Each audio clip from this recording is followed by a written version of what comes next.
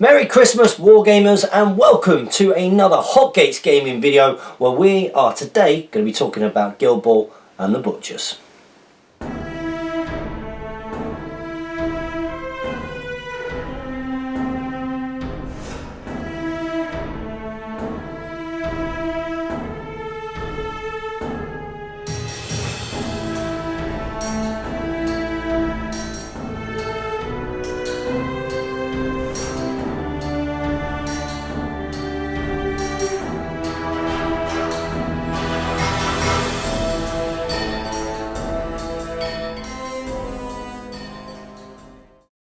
So of course you are here with your host James, and today I'm going to be taking the opportunity to have a little bit of a discussion and a chat about how I think the Butchers have performed so far over this pilot series of Abattoir away days. I hope if you are watching this video that you've been enjoying the pilot series very much. I've enjoyed filming it. It's been a huge surprise to me how much support that we've had.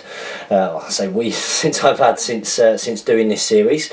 I've had the opportunity to play against some great players, so thank you so much to all of you guys who've helped contribute towards the series by getting in with the games. I know it's a long, slow process, but it has helped me massively in lots of ways, not just for Hotgates Gaming and the channel, but also for myself and improving my experience as a player and as a relatively new player. So the aim of today's video, we are currently up to episode 5 of Abattoir Away Days, and so far the Butchers, the home team, which you can see down here in front of you, have had the pleasure of hosting the Engineers. They have played against the Union, they have played against the Morticians, they have also played against the Alchemists, and they have played against Fish as well. So one of the reasons why I am not releasing Abattoir Away Days today is because I haven't managed to get a game with a Masons player, with a Brewers player, or with another Butchers player, which will be the final 3 episodes for this pilot series. Remember, if you do want to see more series, or you want to see me go into doing more teams, then make sure that you support this project by clicking the links in the video description below. So what I am going to be doing, I'm going to be talking about how I think each of the guys that I've selected in the teams have performed over the course of the series, what I've learned about them, what I feel their strengths are, and where I think that they are lacking as a team or as individual players. Now, what I will do before I go into this video is give you a little bit of a signpost, some other really good resources out there, of which for Guild Ball there are lots. I do recommend that you go and check out the Meet the Butchers video from my good friend Jay Finnegan of Guild Ball Informer. I love that video, very good video, where it talks about the theory of playing the Butchers and what they are good at. It talks a little bit more in depth about their actual stats and the like. I'm going to try and make sure that this isn't as much a meet the team kind of video. I really just want to talk about how I found using them and what I think they're good at and what they're not so good at, and hopefully get a little bit of a conversation going with you guys out there who are watching the video, who can tell me whether I'm right or whether I'm missing something, where I'm absolutely wrong, or where I can improve going forwards. Of course, a big part of running this series is to improve myself as a Guild Ball player. So what we are going to be doing, we're going to zoom in. I think there is no better place to start than with the captain, Mr. Ox. And here he is, of course. It is the mighty Ox, leader of the Butchers, and of course has had to be a steadfast part of my team, because of course in season 1 we don't have any other captains, so really I've had to stick with this guy for better and for worse. Now, I remember when I first looked at playing with the Butchers, I thought this guy was absolutely the bee's knees. Now, that's not to say that I don't think he's very good now, but I clearly can see some of his weaknesses. So let's just have a little quick run through of his stat card. He's got a move of 5'8", so he could jog 5, he can sprint and charge 8. He's got tack 7, tack 7's very good. He's got a kick of 3'6", which isn't too bad. He's got a defense of 3+ and an armor of 1, and he brings 4 influence to the table, which of course is the most for the Butchers team, although in terms of comparing against other captains, probably a little bit on the low side, and he can take up to 5. Now, as an actual sort of run through just that top line, okay, he's not a slow player, and his main strength there does seem to be his tack. He's not a bad footballer, reasonably low on the defensive side. The 1 armor can be quite handy, and nothing particularly special on the influence front. Now, his main strength does come from this next part, which is the Owner, which is a 4-inch aura, which allows all friendly models to gain +1 damage to character plays that cause damage and playbook damage results. Now, your team strategy very much sort of revolves around this when you're playing Season 1 Butchers, I've found. Of course, the whole design of the team is to be a damage dealing team, and of course to maximise that you want, where you can, to centralise everything around Ox. As such, as a team, the team does want to, or lend itself to, being reasonably bunched up, particularly with certain players, and also really wants sort of the focus of everything that it does to be dipping in and out of that original 4-inch aura that gives that +1 damage. Now, there are some problems with this, of course. That does mean that your play is reasonably predictable. What I found with Ox is that because he gives such a large amount of buffs to the team, and because he tends to be the person that a lot of the time you kind of want to activate first, a lot of the time I say, we'll come into some exceptions, it does mean that what you're planning to do can be reasonably predictable, and I think it's one of the things across the board with the Butchers. Now luckily what they do well enough, I think, to get away with that for the most part, although I do think more experienced players are pretty good at shutting them down. So because your play revolves around him, you tend to want to kind of activate him first. That does mean that he can become quite a big target to enemy models coming in and getting plays off him, with him just being sort of 3+ defense with armor 1. That can make him pretty vulnerable. Now he does have 19 health, which, you know, does make him a little bit resilient, but it doesn't take too much of a concentrated effort from teams that can put out damage, such as the likes of the Brewers, the Morticians even can get in and can do that, Union for certain. And what I found in tournaments that I played is that Ox tends to be the target priority for the opposing player. You know, the opposing player understands that Ox is giving the buffs to the rest of the team, and he's allowing the rest of the team to really get a huge amount of damage output because of the owner. And let's not even go into the other things yet, purely because of the owner. And as such, if your whole strategy, which in the early days of playing the Butchers it will be, is revolving around what Ox is doing for the rest of the team, then that can mean that when you lose your captain, that can be a real kick in the teeth in terms of the whole rest of the game. Now, like I said, because he's target priority and only being 3+ defense and 1 armor, he does seem to go down reasonably quickly, especially in the more competitive games. Now, he does have the legendary play Get 'em Lads. Always seems worthwhile where you can to try and get this off early as possible, just to really try and stack up the amount of damage that you can put on. Now, in a game where everything is about target priority, you don't want to be doing little bits of damage here, there and everywhere. You really want to concentrate your damage on one model and then spill over and then try and really get the hurt on another model. Get 'em Lads is really good for that, that extra +1 damage. So Get 'em Lads, he's going to get an additional +1 damage to anything within 6 inches. So remember, if anything's within 4 inches, he's getting +2 damage. Now this can be incredibly good, but also enemy models suffer -1 armor, particularly against the likes of the Masons. This can be really useful. But the main area where Ox seems to fall down is his playbook itself. So let's bear in mind that all of his damage is momentous, which is great, and all the damage that he causes is effectively +1 at all times, which is also great. It takes him, he's got to go reasonably high up the playbook before he starts getting to sort of the good parts, as it were. So he causes 1 damage on the first column, which is great, and he can do his momentous tackle on 2, which is good, and also sort of chuck up They Ain't Tough, which is -1 enemy armor. But it's more really when you're working with Ox, because he's going to be early game, you almost want him to be going in and knocking stuff down and getting things on them that are going to help you completely wipe out that player in in your next activation or in one of your following activations. So really with him, you want to be getting up to the 4th column, which is where you finally get the knockdown and the 2 damage. But it can be quite hard to get there. Obviously with TAC 7, if you're coming up against anything that's reasonably resilient, 4+ with 1 armor, which is very common, then he is going to be struggling to get up to that 4th column. Unless of course he's charging, but then you're using that little bit of extra influence on him. So yeah, his actual playbook itself, I've found, isn't that great, because you used him early in the turn. Actually, you want to be getting a lot of his character plays up. Now let's talk a little bit through his character's plays. Now his first one, Tough Skin, in the early days I didn't really use so much. That's going to give him, it only costs 1, and target friendly model can gain +1 armor. Now this is actually really useful for himself. If you're activating him early and he is going to be target priority for the opposing team, adding that extra armor in there is really going to help him out. Like it is going to be incredibly useful, and especially if you can then start, you know, if you can generate a little bit of momentum with him, which is key. If he's going to be, and this is where you're going to struggle a little bit, you want to be activating him early doors. Is he going to be able to generate the momentum that you need, the sort of the chain reaction to react to a lot of what your opponents are going to be able to do to you? From experience, can be quite tough. But if you can get tough skin on him, then that is going to be useful. But that is using one of his. That is a cost of 1, of course.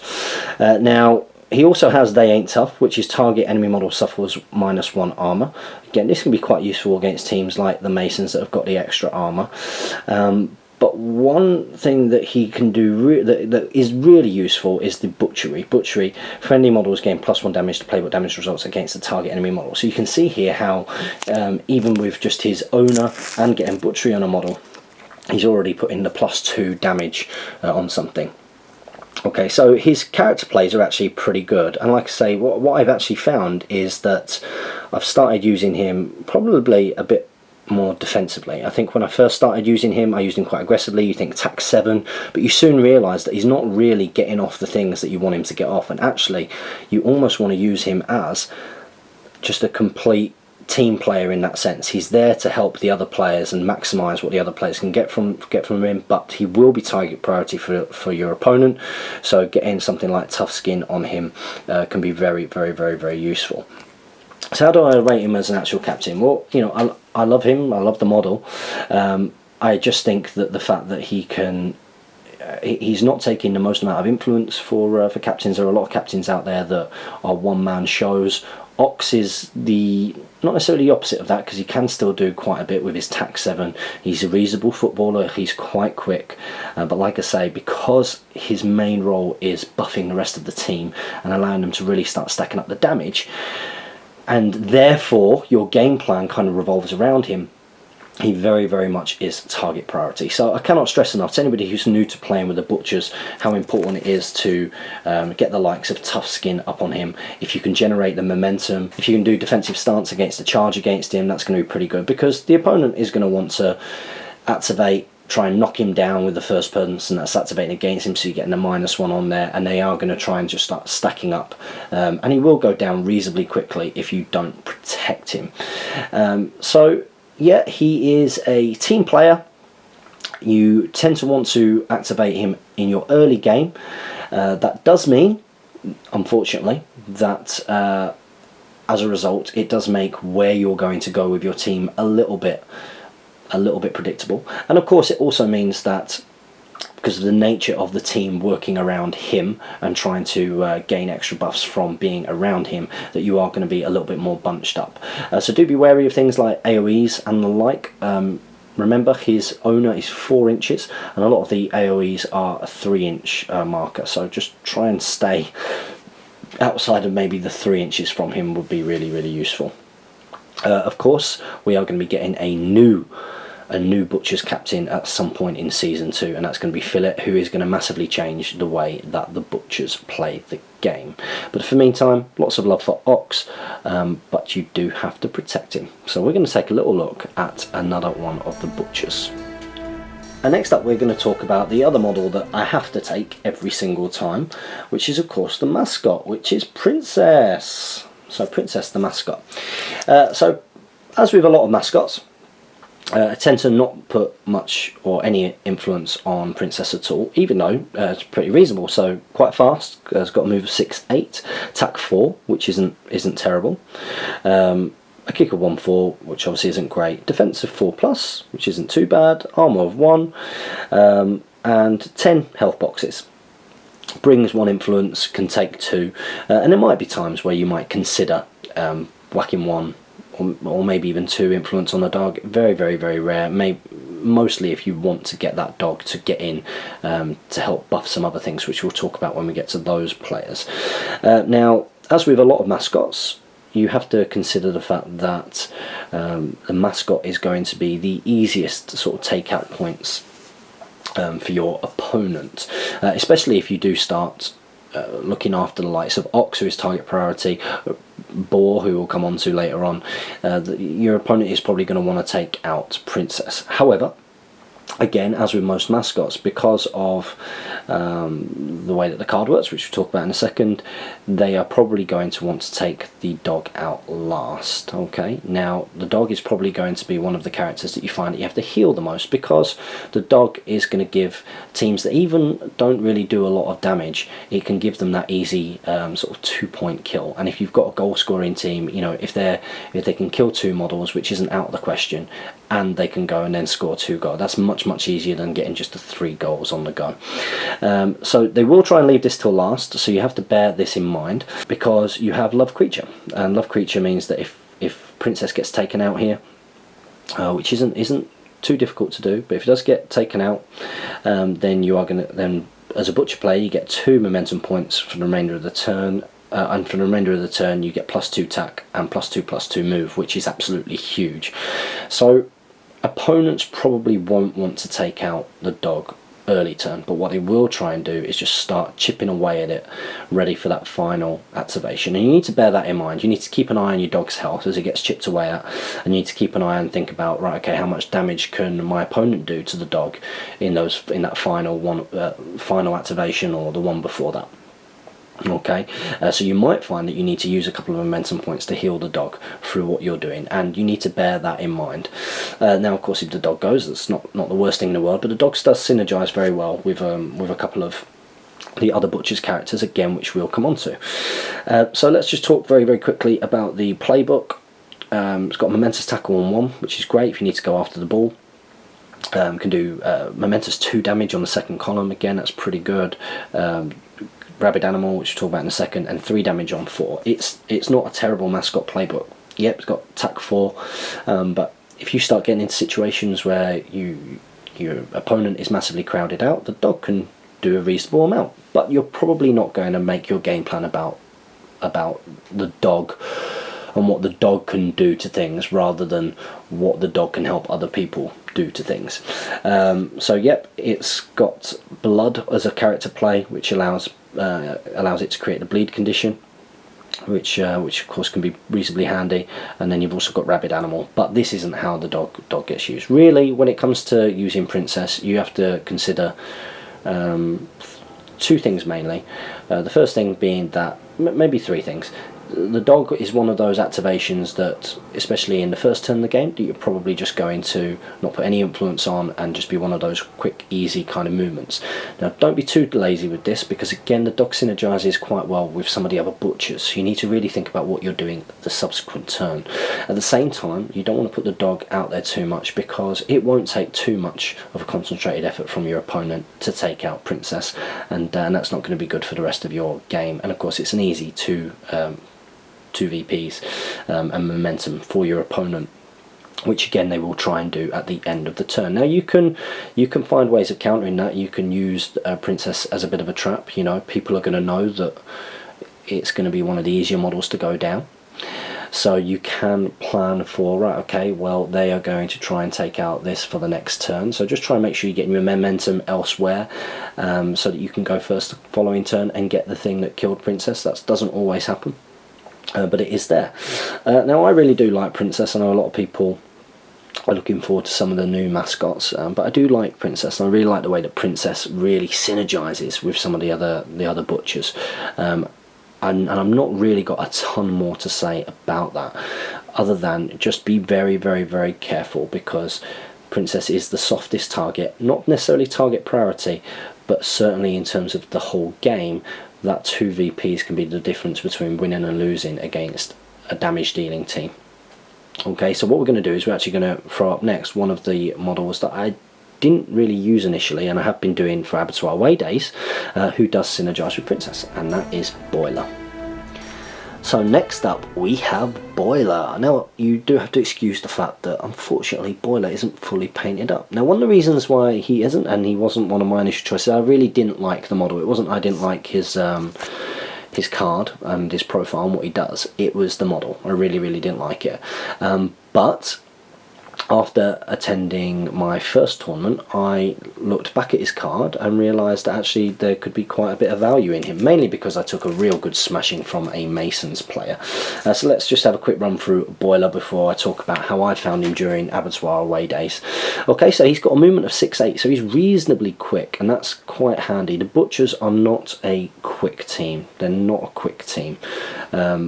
A lot, and that's not necessarily just to do with their movement, it's to do with how they are kind of not forced to play, but how they are best played by staying around Ox's aura and being in and out of that. Okay, so he's got a move of 6'8", it's pretty good. He's got attack of 5, which isn't bad at all.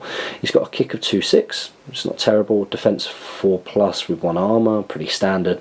Influence of 2/4, so he brings 2 to the table and you can use 4. This is where he really gets his value. Let's talk about his character traits. So he's got anatomical precision. During an attack from this model, enemy model suffers -1 armor. This is very good.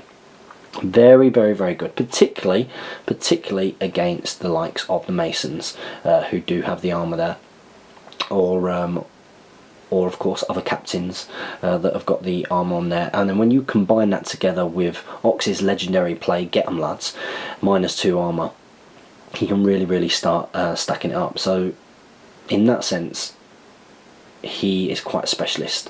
He is very good at getting in there and taking out those harder to crack targets where you might not normally be getting plays off of them.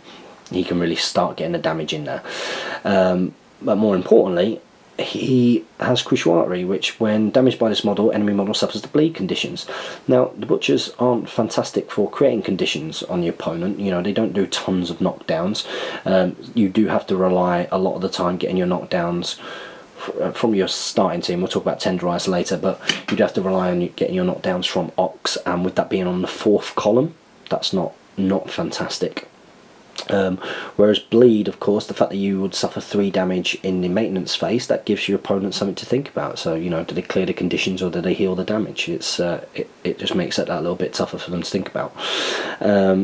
And then he also has assist, so this is where Princess really comes into her own. So let's just bring Princess into the screen now. Hello, Princess. When making an attack against an enemy model that is engaged by the name model, this model gains +1 attack and +1 damage to playbook damage results. +1 damage again. So, you know, think about it. Think about the Ox's aura. He's the owner, which is +1 damage. If the legendary is there, so you've got anatomical precision, he's basically got -2 to the enemy armor. He's already got +2 damage there.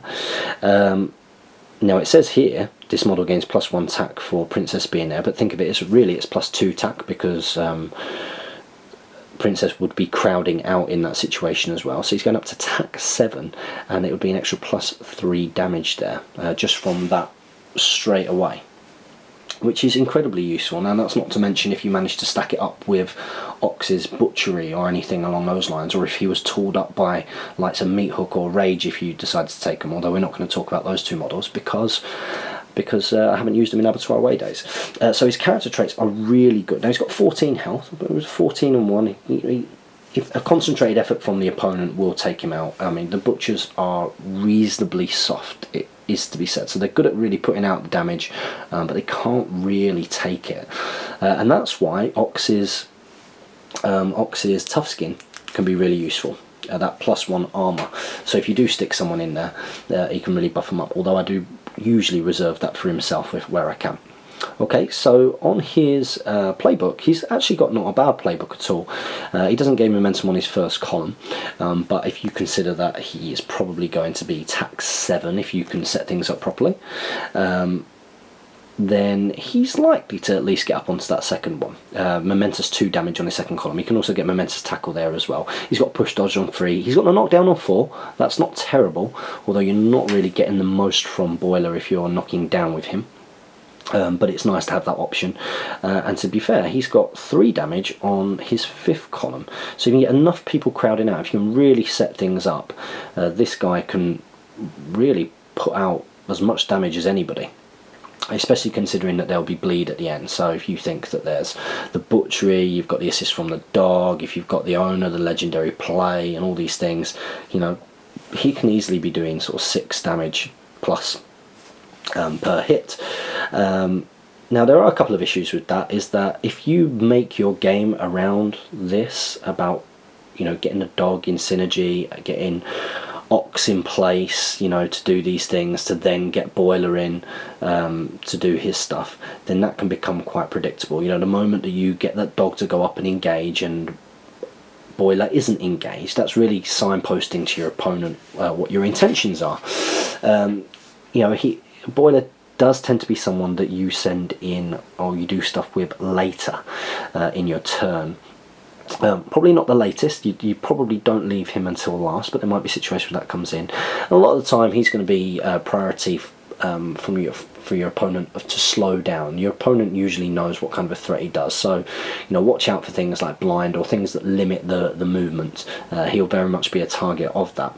Now he does have something here which helps him be quite a good defensive player as well, which is Swift Stance. The target friendly model gains +1 defense. Now that costs 2, but it is pretty useful. Again, if you play, one of the toughest things with butchers is your first turn, because of course it is your prerogative to try and get in your opponent's face. It's what you want to do, but you are then allowing a lot of the time your opponent to be the one that's generating momentum and getting the first turn next turn. It's very hard to generate momentum as the butchers in the first turn, which is tough. However, if you are doing that advance up to try and take the centre of the field, and of course you've got Ox leading the way as you want, because you want him to be, his aura covering as much of the centre of the field or where you want the fighting to be as possible, then you do really want to protect Ox, and Swift Stance can be really handy for that, because, you know, if you add the fact that he maybe put Tough Skin on himself, all of a sudden Ox becomes +4 defense with 2 armour, which is a little bit more formidable. And it's going to help him out that little bit more. Now, one of the underrated character plays I think that Boiler has, and that's really helped me in a team which again is a slow to medium kind of speed team, it's not a fast team in particular, you know, in terms of how it plays, is Marked Target. Now, one of the things that really has done me over in a lot of my games are movement limiting abilities, especially, you know, if you've got the likes of Boar in your team, and even Ox and Boiler and the like, you know, they can all be slowed down pretty easily. So if your opponent does manage to get something off which slows everything down, Marked Target can be a real difference. What Marked Target also does is it can really catch your opponent unawares. You know, if you don't really sort of let on to the facts in the early game that Marked Target is part of your plan, then a lot of the time they can spend their time measuring to make sure that they're just outside of, for example, Boar, because Boar tends to be a late turn sort of momentum generator, damage dealer. A lot of the time they'll try and make sure that they are staying out of reach of his 6-inch charge, his free charge. His 6-inch charge with his 2-inch reach. They'll always try and stay 2 inches away. But if you get Marked Target on something, remember, I mean, it does cost 1 and you do have to get it off. But if you can get that off on something which is a lower defense, so maybe you've got 1,000 cuts off with Shank, which I've not managed to do yet, but maybe you get something that's lower defense, and then you get the Marked Target on it and you're a success with that, +2 on the charge can be a huge difference, and I think it's massively underrated. I've used it so much, marked Target, and I've found it really useful in scuppering your opponent's normal game plan. And so in that sense, I think there are two real ways of using Boiler. One is the really obvious way, which I think your opponent can plan to disrupt, you know, quite easily, which is trying to get him in to be the one who does a huge amount of damage, kill stuff, gets bleed on the go late in the turns. They can't clear the conditions, you know, so that bleed is going to go off and the like. But as I say, your opponent will probably see that coming, you know, and any AoE kind of things, they'll probably target Boiler to try and slow him down or pin him down in some kind of way. But the other way of playing him is really to sort of assist the team again. He can be quite a good team player, so swift stance, like I say, +1 defence, can be really, really handy, especially to Ox in the early game. And that means that his priority of when he's going can also change quite a bit. In that case, you want him to go reasonably early. Probably after Ox, but you still want him to go quite early. So that is something to think about as well. And like I say, mark target is invaluable. Now, considering I didn't use Boiler before, I can't really imagine not taking Boiler now. He just really gives a huge amount of sort of tactical flexibility that I didn't have as much in a team. He does make your team a lot more of a damage dealing team if you take him instead of taking the like of Brisket. But as I'll come on to later, I do think I'll be taking both going forwards, and I think that's a perfect segue into our next player, which is Brisket. Here she is. It's lovely Brisket. One of my favourite models. I really like. I do like Brisket. I enjoy painting her, and as such, when I first started playing, I really put her in a team. And when I was learning to play the game, I was just amazed at how good she was at the goal scoring thing. She turned my Butcher's team into a team that was getting that goal, and then for a little while, I took her out of the team and I put Boiler in after that first tournament, and found that the Butchers were playing a lot more how people said the Butchers would play, which was all about getting that damage, dealing in that damage. Now that's all well and good, but a lot of teams can outfight the Butchers because they're reasonably fragile. And it does make life a lot easier if you are able to get a goal, and Brisket certainly makes that a lot more doable. So she's quite fast. She's got a run of 6 and a sprint of 8, and she's attack 4, so it's not terrible, but as you'll see, she does stack up with other things. She's got a kick of 3-8, which is really good, what you want to see from a striker. Defense 4+ with armor of 1, so reasonably resilient, and influence 2 and 4. But character traits, so this is one that can always get your opponent. Unpredictable movement. Once per turn, when an enemy model at advance in this model's melee zone, this model may immediately make a 2-inch dodge. Now, because she's only a 1-inch melee, I've seen a lot of teams get around this with their 2-inch melee models and just stay outside of her a 1-inch.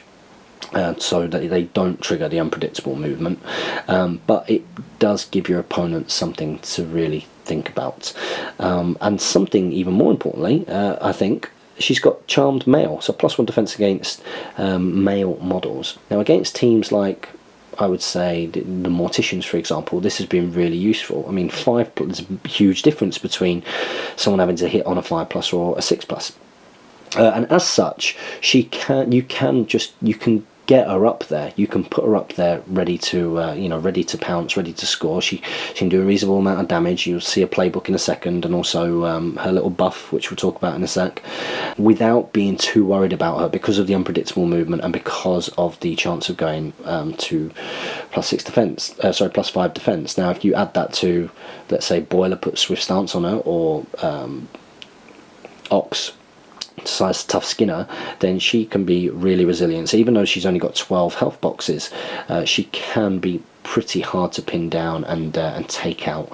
Now there are certain Guild Ball players who are very good at taking her out, the likes of Gutter, female, got lots of attacks, can really just take Brisket out, 2-inch melee, can take Brisket out in no time at all. But she is reasonably resilient in that way, and against certain teams, I think just whacking her up there can be really, really, really good. I'll talk about that a little bit more after we've spoken about her playbook. So she's got a momentous tackle on 1 with 1 damage. She's also got 2-inch dodge on the second playbook. She's got 2 momentous damage there, 2 damage and a dodge after that. She can trigger dirty knives from that, which we'll talk about in a second, and a momentous 2 damage plus 2 1-inch dodges of the 4th one, which is pretty good. Now you can see there straight away that, I mean, doing 2 damage each time, if you bear in mind again the owner's probably going to be around, she's probably going to be doing 3 damage each time. That's not to mention any other buffs. That's not terrible. Now her character play, she's got Super Shot, which is superb. It costs 1. I always need to remember that really it costs 2, because you need to spend 1 to shoot and 1 to do the Super Shot. But she gets +1 +2 kick, so she basically goes up to a kick of 410, which is huge, absolutely huge. And then she's also got Dirty Knives, which can be reasonably handy, which is target enemy model suffers -1 defense and 1 damage under poison condition. So let's talk a little bit more about how I've used her in the past. So I really enjoyed using her in the early days because she turned me into a little bit of a footballing team, with the likes of Shank being around as well. Good fast movement, and the fact that really, I mean, considering your team, the Butchers, you're probably going to be around your half, but around the halfway line. It meant that she wouldn't need to be completely stuck in, but she could then jump out, and because of Super Shot, she could get a goal reasonably easily. And she can do a reasonable amount of damage as well because of the you know, the momentous 2 damage on column 2, 3 and 4. But not just that, she gets attack support, so within 4 inches of Princess she gets +2 attack. So you can see again the Butchers really lending themselves to being bunched together, which, you know, as a result, if you play against certain opponents, it can be quite easy to suss out and work out, you know, which is always worrying. And as a result, again, that can mean that that's a little bit more predictable, although I find that Brisket's a little less predictable than some of the other Butchers players. You know, other ones are reasonably easy to shut down and to see what's coming. So if you put Princess the Dog and engage Princess the Dog on a certain model, you know that your opponent knows that at some point Boiler is probably going to want to have that as a target, so they will try and shut down Boiler, for example. You know, little things like that are quite predictable. Boar with his free charge, it's pretty predictable, it's quite easy to shut down. He's got quite low movement anyway, which we'll come on to. But with Brisket, you've got options. And it's one of the reasons why I've brought her back into the team, I have to say, because of that goal scoring threat. And what I've learned with the Butchers is that, you know, they are actually an alright footballing team, but you're not going to out-football the footballing teams, so you shouldn't play like that. But having the threat of being able to score a key goal whilst building your whole strategy around taking out 3 models, or 3 or 4 models, is, you know, is pretty important, really. Now, a lot of Guild Ball is about looking further on than just the turn that you're on. You know, you've got to be able to see what's going to happen, not just the next turn but the turn after that.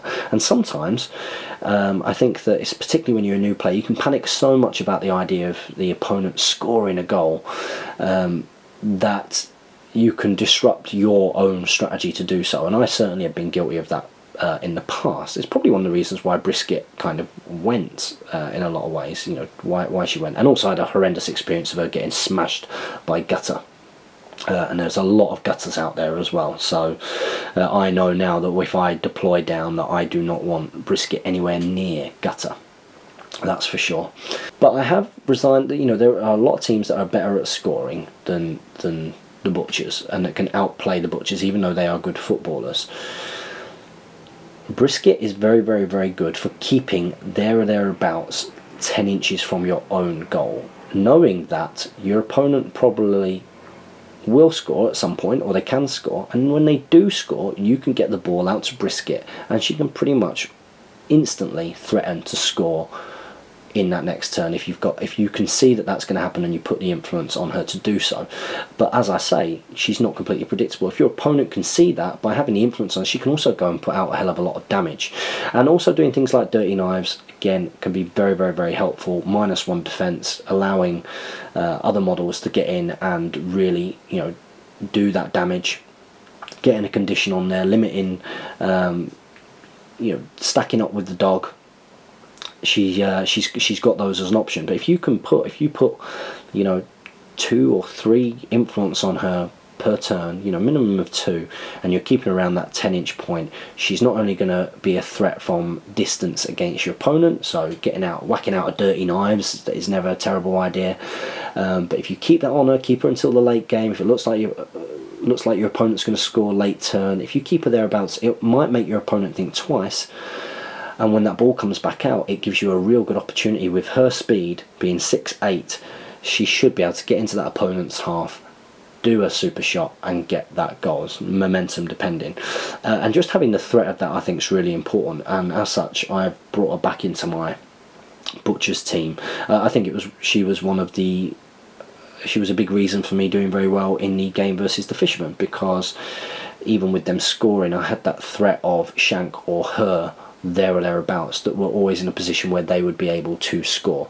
And as such, it meant that I could, because of the football game was going on a little bit separately, that I could focus on doing what I needed to do, which was survive and also get the damage out. So I absolutely love Brisket. I think that she's great, and I will be taking her in the future. And I think that's a good time to bring in the next player, which is a player that I'm going to be swapping out for her for the most part, which is Tenderizer, the goalkeeper. Here he is, Tenderizer.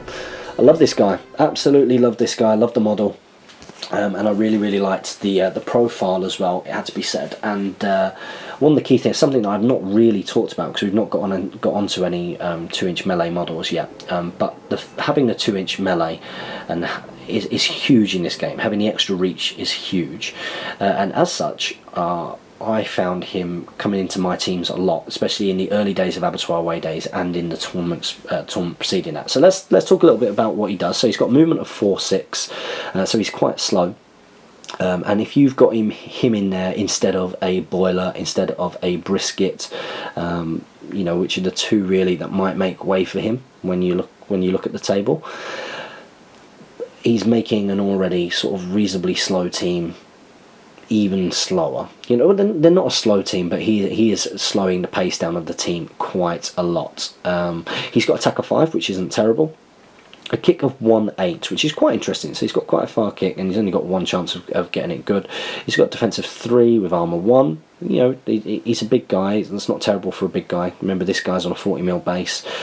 He only brings 1 influence, and he can take 4. So he only brings 1 influence. This is an interesting thing as well. It means that you will be playing the game most likely with a lower amount of influence, and he can suck up quite a bit. Now, on the new cards, of course, gives an opportunity to talk first of all about his playbook. He does momentous. He's got momentous damage results across the board. Momentous 1 damage on his first column, which is good. Tackles on 2, 2-inch push on that.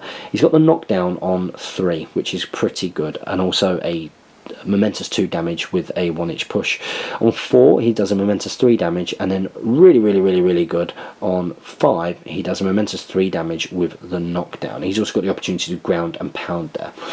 Now what I was finding is, because of his 2-inch melee, and 2-inch melee being really important in this game, is that I was bringing him quite a lot just even for his playbook. I would keep him quite close to the goal in the early game. Stop my opponent just being able to sort of get in there really quickly and score, but I'll talk about why that's changed a little bit as we talk about him a bit more.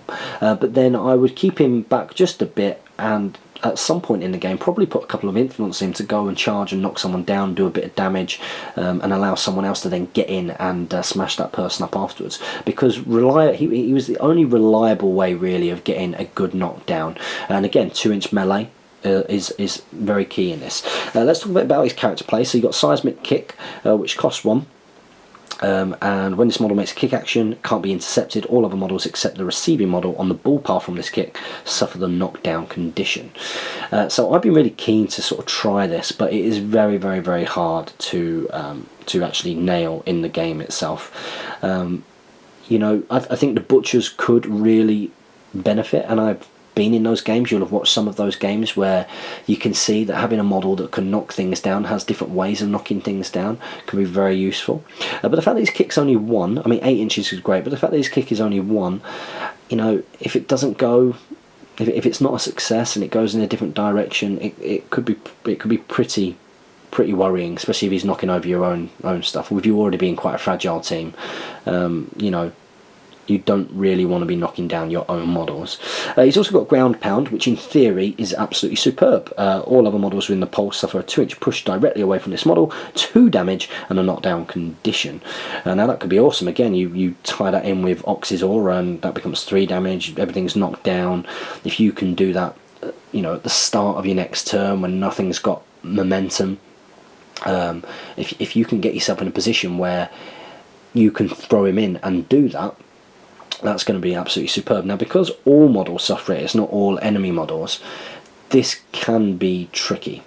Because, again, the only opportunity you're really going to get to do this it's probably like on your second turn, or your second turn if you're really aggressive, but you're probably not going to have the momentum to go first. You need to be going first in the second turn, really, because beyond that you're probably going to be quite bunched up and in the enemy's face, and you're not really going to have the opportunity to chuck him up and knock everything down without knocking yourself over, which of course you don't really want to be doing. And as a team that relies on being quite bunched up and really focusing all of its synergies on your opponent, I think that this one can be quite tough to get off. It's nice having the threat of it there. I think having the threat of it, but very, very, very, very tough to be in that position where your opponent is bunched up enough for you to benefit from this, and you haven't gone and got in their faces with everything else, and you're getting the first turn activation to do this. Also, because it takes 4 influence, it is massively influence greedy in a team that is probably not going to have a huge amount of influence. So you're not actually going to be able to do too much once you've done that the first time. So yeah, it's great, it can really upset things for your opponent, but trying to get it off, just like with seismic kick, really is pretty tough. So he does. Remember, this guy's a goalkeeper. He does a rush keeper while within 4 inches of a friendly goal token. When the enemy model ends its advance within 6 of this model, and this model is not engaged, this model immediately makes a charge targeting the enemy model. Now, this could be great. This could be really great, but there are lots of easy ways around it. There are lots of weird they goes and dodges to get people into his area and be able to shoot without him charging them. And of course, if somebody just charges in on him and engages him, he cannot then charge. There are quite a lot of ways to get around Rush Keeper, although there have been a couple of times where it's caught out my opponent, but I don't think people who get caught out by it will get caught out by it again. So although it's something for your opponent to think about, there are lots of ways out there in Guild Ball of dealing with it, and therefore it's not as good as what it may seem. Although it did allow me to start playing my butchers much more defensively than when I started playing with them. When I started playing with them, of course, they lend themselves as an aggressive team to getting in your opponent's face. But I was finding that a lot of the teams that are capable of putting out damage were therefore being able to rack up a huge amount of damage on my team without me really being able to do too much in response in the early game. And that would put me in a position where I would then lose sort of the turn 2 initiative, and they would be able to get in on the likes of Ox or even Boar, who, although he's got lots of hit points, is obviously quite easy to hit. That they would be able to get on him, they'd be able to generate all the momentum that they wanted, generate all the plays that they want to play, and probably take one of those 2 key players down. Whereas having Tenderizer meant that you could kind of hold back a little bit. Your opponent has to come to you. Now remember, if they've got to come to you, that means if any of your stuff is getting taken out, then when you come back on, you're going to be close to it, and they're going to be a long way away if you do take their things out. So it's pretty handy in that aspect. There are ways of putting your models in positions around the goal where no matter where someone gets attacked, really, that he'll be able to jump out and do something. But one thing that he does which is really good is goal defense. Enemy models suffer +1 TN to shot attempts while this model is in 4 inches. So this means that it's a 5+ to score instead of a 4+, which of course is huge. Although, the people that people tend to be shooting with are shooting with 3 or 4 dice, and usually being able to bonus time as well. So this should be getting a 5+ really, but I have seen that be quite useful. So the reason why I started putting him initially was because not being the best of football teams, it theoretically gave you that little bit of cover.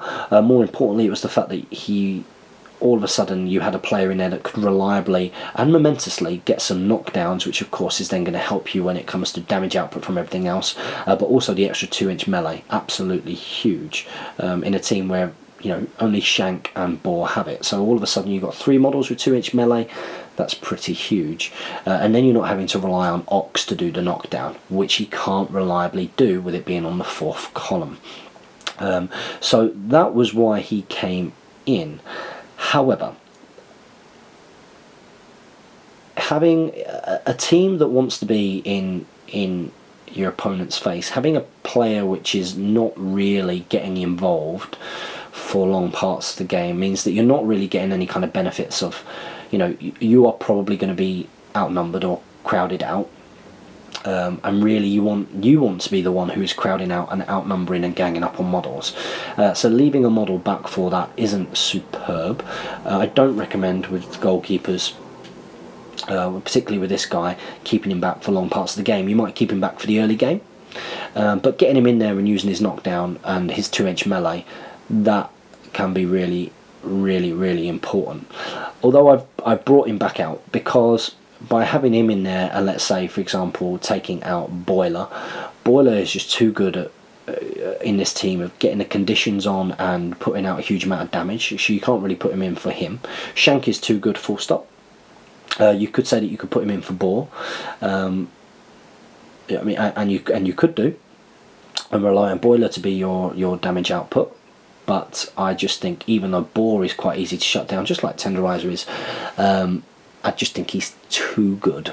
He's too good at doing what he does, and your opponent. Yep, there are easy ways of dealing with this guy, and there are easy ways of dealing with Boar. But it is much more of a priority for your opponent to deal with Boar than it is to deal with Tenderizer, and that can free up other things in your team.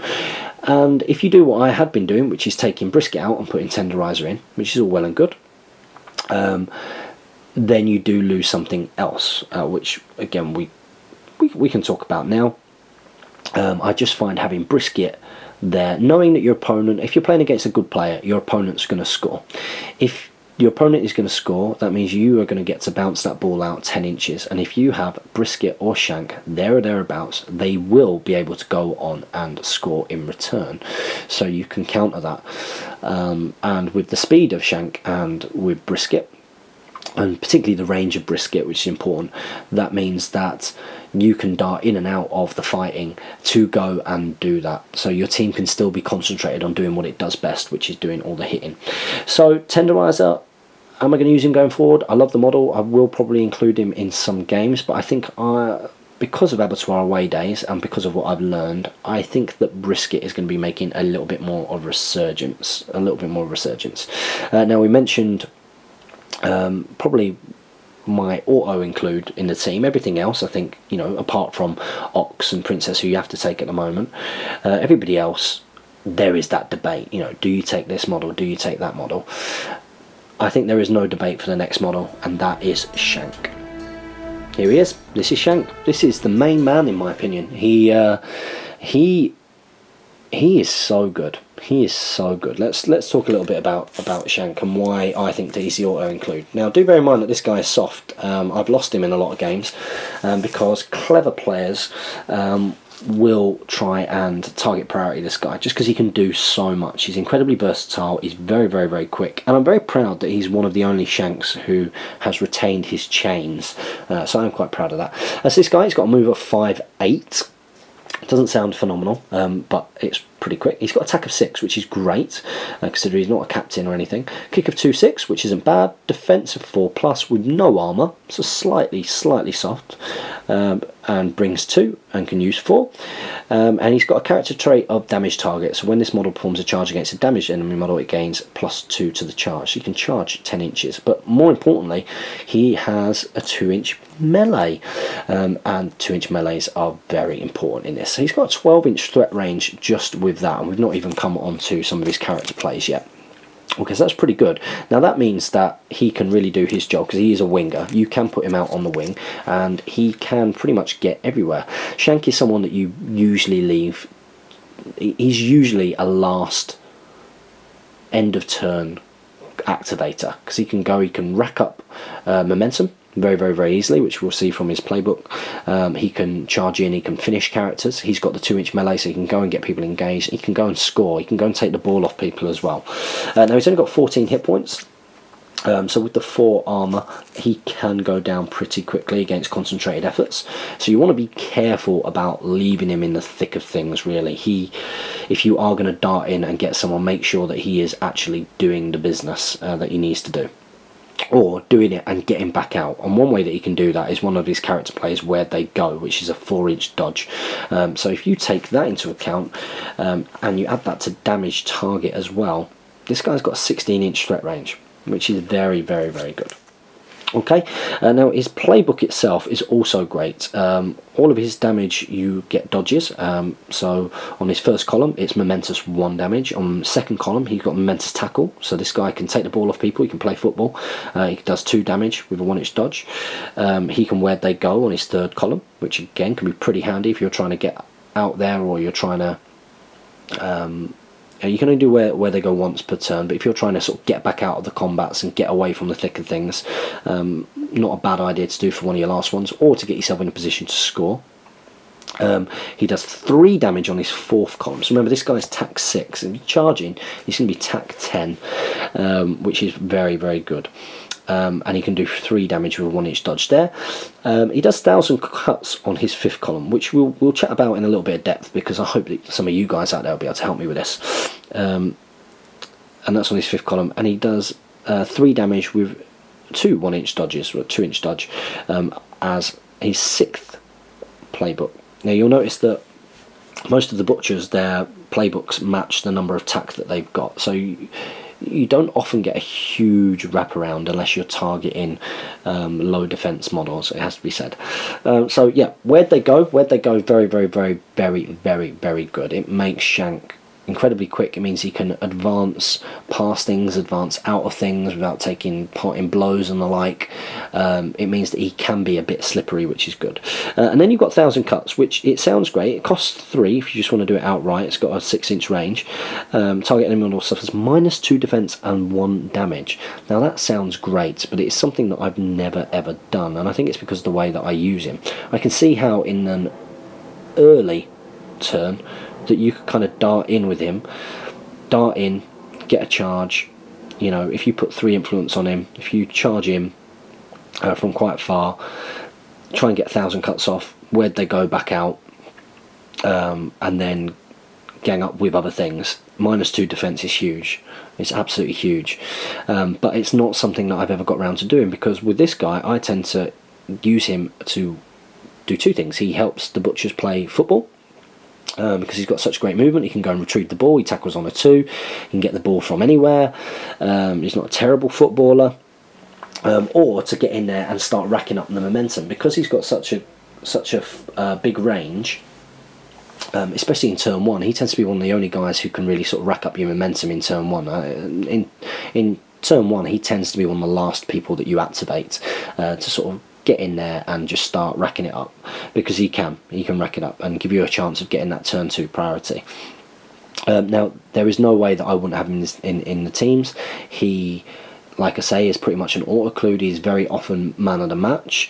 I have made mistakes with him in the past because he is fragile, and it's a good idea to remember that. As such, if you are going to sort of chuck him in there, it's not a bad idea if you can to swift stance him with Boiler, or to get the tough skin on him from Ox. Remember, the butchers do have the ability to protect some of their softer players. A concerted effort will take Shank down. You really do have to bear that in mind when you play with him. He requires a little bit more finesse than some of the other players in that sense, but if you do learn to play with him, this guy is great, and probably one of my men of the series, as it were. I can't think of many teams that I wouldn't take him against. So that is Shank, and let's come up against the next guy, who used to be thought of as totally broken, and probably the last person. I think he is the last person that I have here to talk about, which is of course the big guy, Boar, and the other 2-inch melee model. Here he is. Here's the big guy. This is the big damage dealing monster of the butchers. So he's quite slow. He's got a 4-6 movement, tack 8, which is incredible. A lot of dice on the attacking, and that's what he's here for, really. He's here to smash stuff up. He's not here to play football. He's got a kick of 1, 6. You don't really want this guy with the ball. He's only got a defensive 2+. He gets hit quite easy. He's got 0 armor. He only brings 1 influence, but that's not too much of a problem, as you will see. You'll probably always stick the influence that he generates on him as well. Now, character traits. This is where Boar gets awesome. He's got Berserk during its activation. If he damages an enemy model, he can make an additional attack without spending influence. This ability cannot generate further additional attack from itself. So basically, if you can cause damage on your first hit, you're going to get to cause damage again. Therefore, sometimes it isn't a bad idea with Boar to actually, if he's charged in, to knock something down. He does knock down on his third column. So knocking down on the second hit, sorry, not the first. Always do damage with your first hit with Boar. And then get the Berserk, knock it down, and when you knock down, that can help you with the next part as well. So he's got Furious. This model may charge without spending influence. So this here is the big threat that Boar brings for the Butchers, and it's something that a lot of opponents are terrified of, and as such, Boar and dealing with Boar can become target priority, just like Oxes really. Ox and Boar tend to be who your opponents spend, particularly the early game, focusing on keeping shut down in some way, shape or form, or at least setting them up to be taken down the following turn. And once an opponent has played against Boar a few times, they will learn that he is quite easy to shut down. Because he's got such limited movement, anything that affects his movement is going to cause him a whole lot of problems, whether that's being set on fire or being blinded or anything along those lines. But even more easily, a lot of people will simply move in and engage him to prevent him getting that free charge. That's why it's not a bad idea. Always keep the one influence on him. Don't just rely on the free charge, because at least then he can hit, get damage, hit again for free, try and knock down on his third column, and if it was just that model that was engaged him, then he can go and get his free charge because he's then unengaged. That's not a bad tactic to use with him. Now he's got 22 health boxes, which makes him seem pretty healthy, but because he's got a defense of 2+, this guy is going to be a generator of many plays for your opponent. They will target him because only needing 2+, they are most of the time going to get what they want to get from him. And as such, I actually think it's not a bad idea being pretty defensive with Boar. You want to keep him as a threat. He is in the early game he can be a late turn player. But you want the threat of being able to activate him first turn. You want to basically, with the Butchers, you want to provide multiple threats. If you're only providing one threat at a time, they'll just shut that down each time. It's not a problem for your opponent on the most part. If you can get to a position where Boar is there, and wherever he is going to be within Ox's aura in particular, then Boar will kill what he goes after. He can with no problem at all take down an opposing player, no matter who it is. If he can isolate them, jump on them, especially if they're crowded out, if he is within Ox's aura. And your opponent will always know this, and therefore they will try and make sure that they shut that down. Now you've got to bear that in mind when you come and create your own strategies, is knowing that, okay, my opponent is going to want to shut down Boar, so where does Boar need to be? How am I going to get this? Don't make your whole game revolve around Boar. And I think that's the mistake that you can do in the early days if you're a Butcher. As soon as you start playing against experienced players, that plan will come crumbling down, because he's just too easy to shut down. He's too easy to take out. What he brings to the team, I think, is great. It is that ability to sucker punch anybody. He will take out anybody if he charges. He's brilliant. So with the attack 8, he's doing 1 damage on his first playbook, 2 on his second. He can knock down on number 3.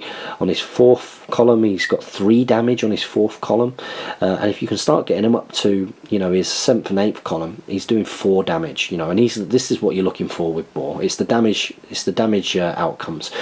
As such, you can generate an awful lot of momentum for your team, and again, that's another reason why you might want to use him either reasonably late in the turn against some teams or against other teams that are going to be putting conditions on you and knocking you down a lot. If you can get him to activate early and do his stuff early and protect him, that's going to be pretty helpful.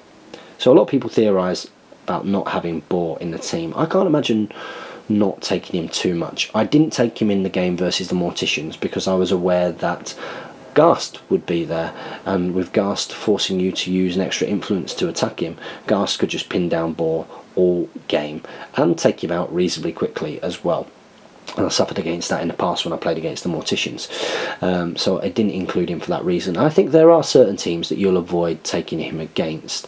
The Morticians, the control-y based teams are a big one for that. Even to a degree, you know, you could see in the game versus the Alchemists how easy it was to shut him down. However, I would take him against the Alchemists because that time that they have to spend a lot of resource trying to pin him down, and the time that they just make that mistake and he does get in, he is a wrecking machine. He's great. I love the model as well, and again, probably most importantly, that 2-inch melee in the team is absolutely huge. It's absolutely huge. So I've loved this guy. I think he's done very, very well over the course of the series so far. So what I'm probably going to do, I'm going to put the whole team out now, since I've reviewed them all and told you how I found them all to play with, and I'm going to talk about them in terms of synergy, I think, and strategy. And there they are all together. So how have I found playing and learning to play with the Butchers over the course of Abattoir Away Days? Well, it's been an awful lot of fun. The reason that I picked them, there were two reasons really. One, I absolutely adore the models. I absolutely adored them.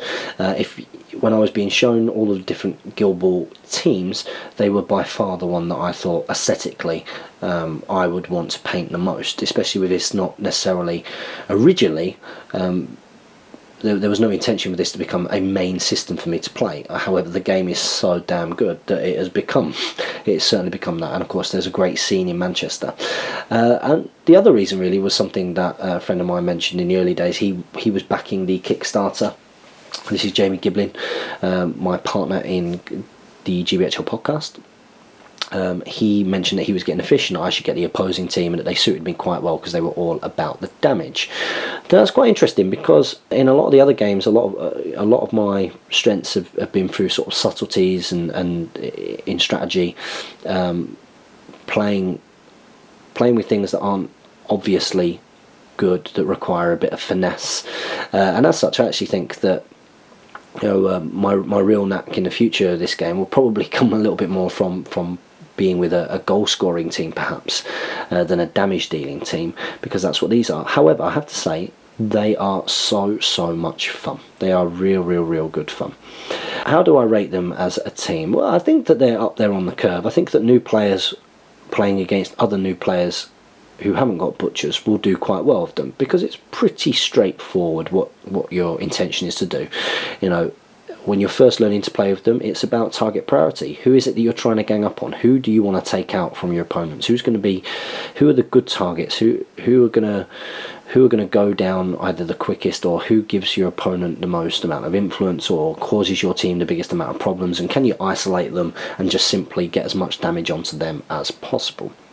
And what you learn is when you start playing against more experienced players that this kind of one-dimensional way of looking at the game isn't enough. It isn't going to cut it really, and you do have to start thinking about things like, okay, so what they know that I can do these things, so therefore what are they going to do, and therefore what am I going to do in response? And that's why I actually think that the footballing players such as Shank and Brisket are very important to this team.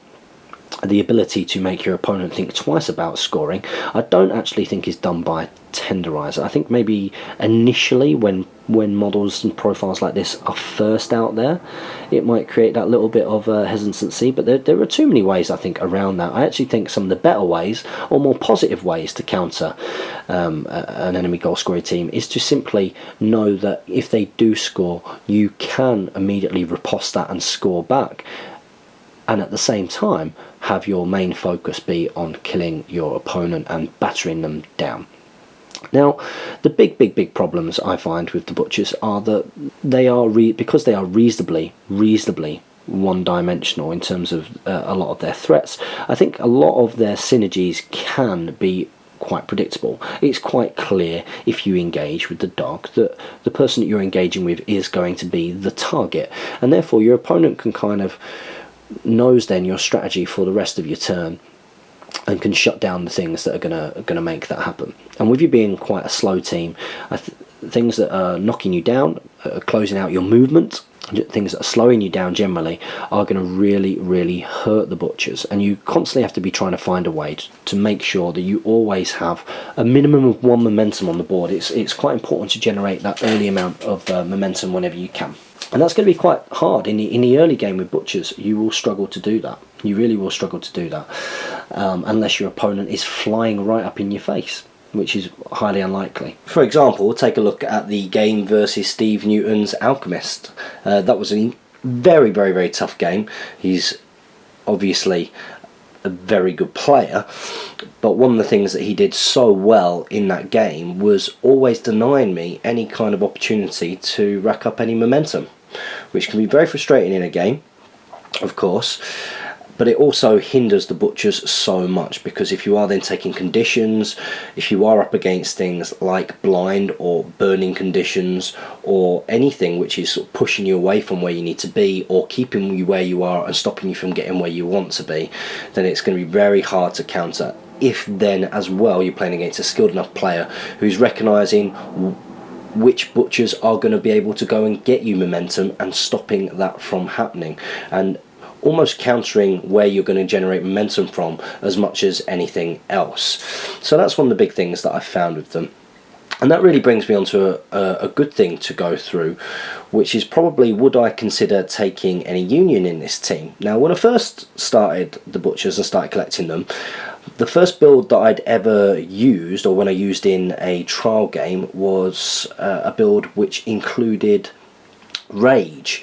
So it was exactly what you see down there, except I didn't have Boiler because I didn't like the model. I didn't have Tenderizer because it wasn't out at that point, but I did have Rage in there, and that's because Jay Finnegan of Guild Ball Informer was such a huge fan of Rage, and could really see how, because Rage is often referred to as a mini Boar, he's got Tooled Up, which of course gives a character +1 damage, which in this team, Tooled Up again is huge.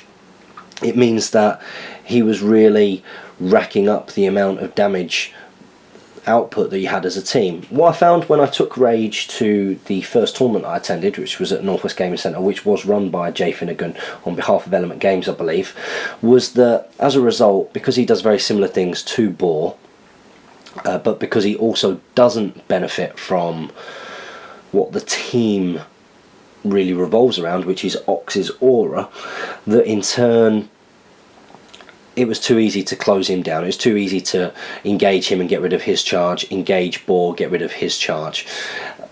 But I included Rage because I love the model, and he does look like a butcher in that aspect.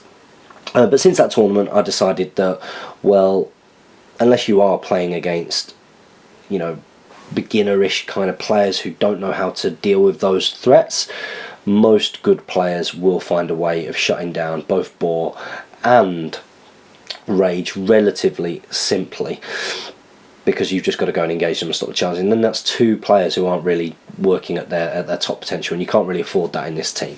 So I did experiment having Rage in there. Would I take him in there again? Possibly. I possibly would put him back in there, mainly for Tooled Up, really. I believe he's also got, he causes bleed, so that he could come back into the picture, particularly when Fillet's around, because of course there are a lot of rumours around Fillet's playbook revolving around bleed. So that could be pretty good in the team. But the standout union player that you often see included in a butcher's team, in many teams, I've already mentioned in this video as being someone who you have to watch out for as a butcher's player, because your butcher strategy keeps you quite bunched up, and as a result that plays wonderfully into the hands of the horrendously awesome Gutter. Now, so often people say to me, why aren't you bringing Gutter in this list? Gutter, of course, does benefit from Ox's aura, and a lot of people think Gutter because, well, she's got the 2-inch melee, she can heal herself, which is really good. But if you can start stacking her damage output with all of the things that the butchers do, so you look at the owner, you look at Get 'em Lads, you look at butchery, if you can get Tooled Up in there, Tooled Up as well, all of a sudden Gutter can be getting siding blow on the enemy team, and not just racking up an incredible amount of damage and possibly killing, you know, not just one player outright, but maybe killing 2 or 3 players outright. but also racking up a huge amount of momentum, particularly turn 1 momentum, which is an area where the butchers really do struggle. But it's not scything blow and that huge amount of damage output alone which is the reason why you would consider bringing Gutter in this team. It's also the chain grab. Now, one thing that the butchers really do lack is any kind of element of table control. What Gutter can do is pull someone in that you can then gang up on, and that's just an area where, as a butcher, you can't do that. I often think, I look at that Alchemist game, it's the one time really where I've come out of a game and I felt that, do you know what, to be competitive, do I need to bring Gutter into that? Now, that might not be the best example in some ways, because of course if Gutter was in there and you've got Midas would steal Scything Blow, and Midas would become an absolute wrecking machine, jumping into the middle of your bunched up butchers who are relatively fragile, and just, you know, with his 7 influence just getting damage.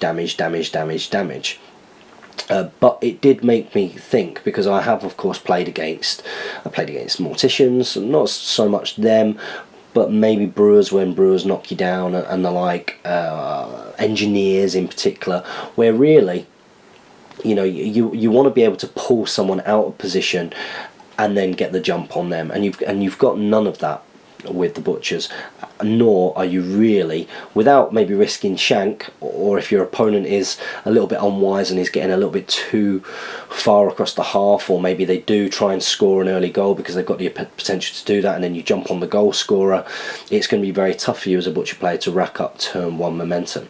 So sometimes I do just look at Gutter and I think, would it be worth bringing her? Now, out of principle, I've not done it so far, even though I'm very aware that it would increase the competitive level of this team hugely. I think it would. Who would I swap her out for?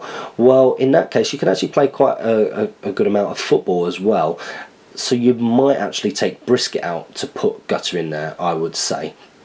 And then your team very much is becoming about dealing damage. You might consider, definitely pre-errata, you might consider Decimate as well in this team. Very fast. It's basically like Shank, or was like Shank, but perhaps a little bit better. Maybe not so much so with the changes to the errata, with the reducing of the melee range and the like. But again, very fast, good amount of damage output as well. You know, lots and lots of good synergy and hurt that could be put in against opposing teams. But I'm very much going to try and stick with this idea of, where possible, keeping as pure a butcher's team as I can. I think that's incredibly fun. I think it's something that everybody should try. I think it's too easy at times to effectively, instead of thinking about how to best play the Alchemists or how to best play the Engineers, instead it's more about looking, okay, well, this team has to take this captain, this mascot, and is a team which relies on doing X, Y, Z. These 2 or 3 Union players are going to make that even better, or the captain and the way that team plays is going to make this even better. I think it's too easy to do that. I think you really get the best feel of Guild Ball when you don't bring the mercenaries, when you don't bring them onto the table. I think that you just get a really good feel, and that's why I massively appreciated Henry, for example, an incredibly good player, a very high level of player. You'll have seen him in the Fishman bat rep. If he was being competitive, he would have brought possibly Gutter, possibly Hemlock, but he decided not to. Maybe Fangtooth as well. Fangtooth is a good option, but he decided not to do that. So instead what we ended up with was an epic game that was very balanced, but for different reasons. 2 completely different teams going for different objectives, not making many mistakes, and as such I think it's one of the best games of Guild Ball that I've played. So I do recommend people do try Pure Guild if you can. Really give it a go. There are some guilds that are incredible with Pure Guild. Brewers are a very good Pure Guild team, and I think I'm learning that the butchers aren't a bad Pure Guild team either. They do just lack that ability to push and pull your opponents around. Knocking them down isn't the easiest thing in the world, and as I've mentioned time and time again over the course of this video, they're relatively predictable at the moment. some of their threats are quite easy to shut down, but we do feel that they do the things that they do well enough, if played right and carefully, to really be on the sort of the upper end of the competitive curve. So I do hope that you've enjoyed this. Hopefully you felt a seamless transition there between various parts of the clips, because I actually filmed this just before Christmas, and I plan to release this before Christmas, release it while I was at my in-laws' house, so that you all had some content over the Christmas period. Unfortunately, I did leave my camera back at home, but I am getting this up now, and hopefully the content wagon will carry on as normal going into the new year now that everyone's got their festivities out of the way. I'm looking forward to filming some more Abattoir away days, so we shall see. Will it be versus the Masons next? Will it be versus the Brewers, or will it be versus the Butchers? I do hope you've enjoyed this. Remember, this is a big learning process for me, and as such, one of the biggest reasons of producing this video is so that you guys who are much better at Guild Ball than me, or have ideas about how I could do things differently, or have been watching the match reports and thinking, what the hell is he doing? Please comment below, get involved in the discussion, tell me what I can do differently, tell me any little tips and tricks that maybe I've not picked up on or not mentioned during this episode of Abattoir Away Days review of the Butchers. Please don't forget to comment, like, share and subscribe if you would like us to continue doing these match reports and covering Guild Ball. If you really enjoy what we're doing here, then please, if you can, do check out the links in the video description below, even if it's just a couple of dollars to the Patreon, and hopefully we'll be able to continue into Season 2, which, fingers crossed, will be The Alchemists. Look forward to seeing you in the next episode of Abattoir Away Days, guys.